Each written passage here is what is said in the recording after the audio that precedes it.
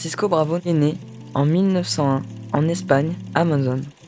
Maria Soledad et les enfants, sans maîtriser la langue, laissant tout derrière eux, passent la frontière le 4 février 1939.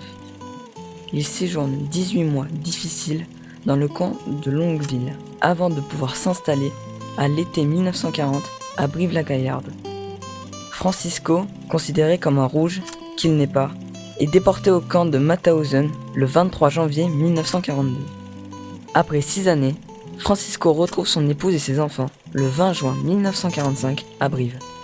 Il s'installe alors définitivement en Corrèze.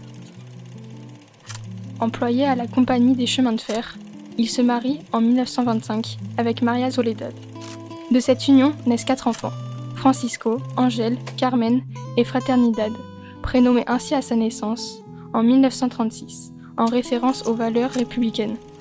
Non encarté, mais engagé politiquement, Francisco et sa famille doivent fuir le régime de Franco.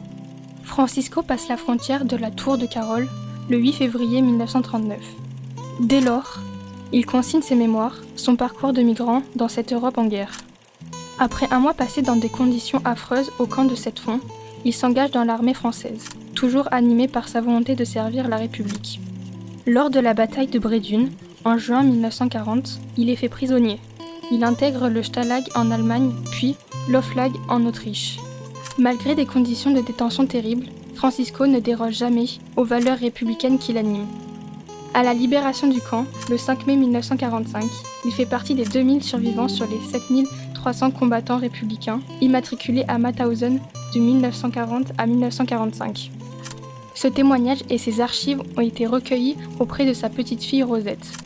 Elle continue de perpétuer le devoir de mémoire et de défendre les valeurs de la République auxquelles cette famille d'immigrés reste viscéralement attachée.